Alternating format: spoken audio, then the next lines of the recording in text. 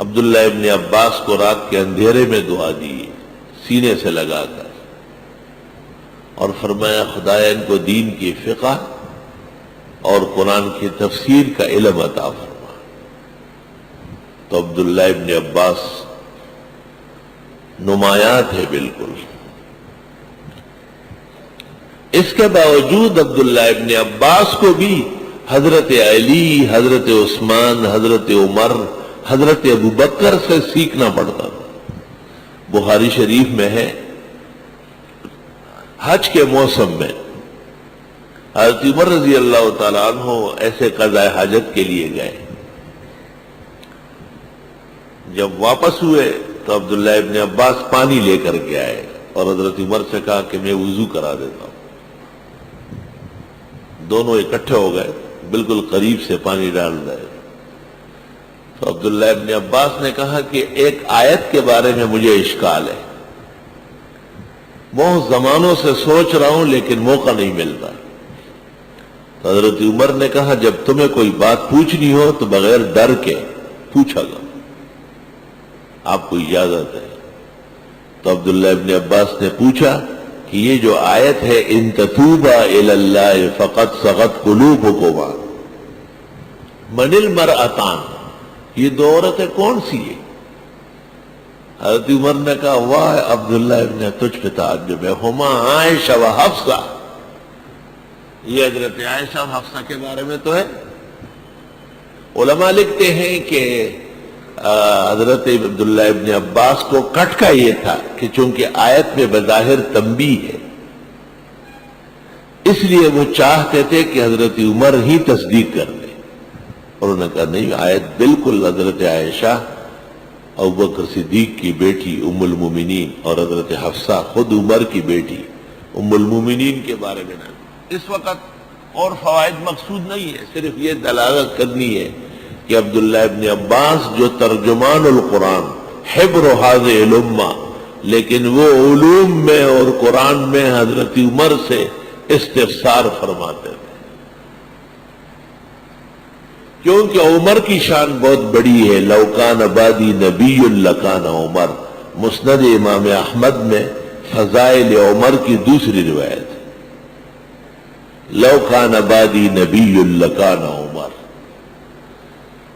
میرے بعد نبی آنے والا ہوتا نیا تو پھر عمر بن سکتا تھا، لیکن نبوت پا محمد باندے تمام شو او نشت پسل محمد انبیاء، رحمان بابا ہوئے سبرا ہشتا شعر ہوئے، نبوت پا محمد باندے تمام شو او نشت پسل محمد انبیاء۔ ما كان محمد ابا احد من رجالكم ولكن رسول الله وخاتم النبيين وكان الله بكل شيء عليما۔ انا خاتم النبيين لا نبي بعدي، بخاری اور مسلم کی اصح حدیث ہے۔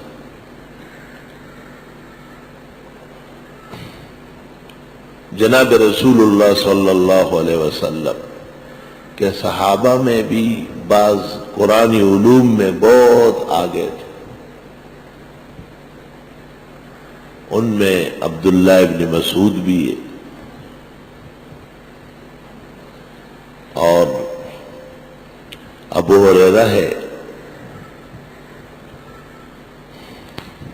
خلفائے راشدین کے بعد ام المومنین عائشہ ہے، خادم خاص حضرت انس ہے، ابی بن کعب ہے،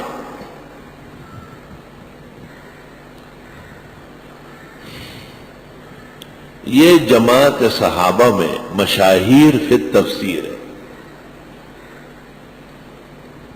اور پھر ان کے تلاميذ شاگرد وہ ائمہ تفسیر ہے۔ ائمہ تفسیر سے یاد رکھنا تابعین و تبع تابعین مراد ہے،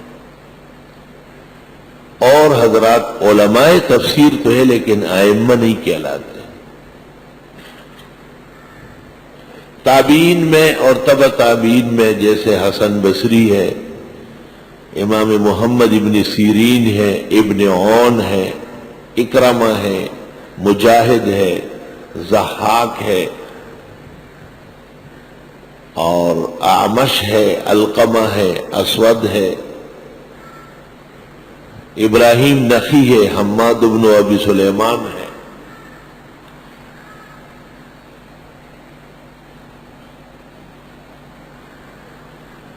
اور مجتہد جیسے ابو حنیفہ، مالک، شافعی، احمد، ابو یوسف محمد، ظفر ابن المبارک، وکی ابن الجراح، سفیانین، اوزائی، ابو ثور، یہ علی الاطلاق دین کے ماہرہ اور جہابذہ ہے۔ اللہ تعالیٰ نے ان کو پورے دین میں کمال نصیب فرمایا تھا۔ مجتہد ہم وقت کتاب اللہ پر متوجہ رہتا ہے۔ مجتہد بغیر کتاب اللہ کے لمحہ نہیں گزار سکتا۔ امام محمد رحمت اللہ علیہ جب حضرت امام اعظم ابو حنیفہ کے درس میں آئے تو امام ابو حنیفہ نے پوچھا حل حفظت القرآن، قرآن مجید یاد ہے؟ تو انہوں نے کہا کہ نہیں۔ تو امام صاحب نے کہا اول ما نستدل به کتاب اللہ ثم بسنت رسول اللہ ثم بقضاء الصحابہ وفتاواہم ومشاجراتہم ثم الذین من بعدہم ہم رجال ونحن رجال نختار ناخذ منہم ما نختار ونرد ما نشاء۔ آداب و رسم المفتی لکمال پاشا۔ حضرت امام ابو حنیفہ نے کہا کہ پہلا استدلال قرآن سے ہوگا، دوسرا سنت سے ہوگا، پھر صحابہ کے فتاوی و قضایا و مشاجرات سے ہوگا، اور پھر جو لوگ ہیں تو وہ تابعین ہیں اور میں بھی تابعی ہوں، ان میں سے جو موافق ہو وہ لیتا ہوں، باقی رد کرتا ہوں۔ تو امام محمد چلے گئے، فغاب 6 او 7 ایام، 6 یا 7 دن بعد آئے اور فرمایا حفظتہ، یاد کر لیا۔ اللہ تعالیٰ نے ایسا آسان بنایا ہے۔ 6 یا 7 دن بعد آئے اور فرمایا حفظتہ، قرآن مجید یاد کر لیا۔ مجتہد کا بڑا توغل قرآن مجید میں ہے، مجتہد بنتا ہی قرآن و سنت سے۔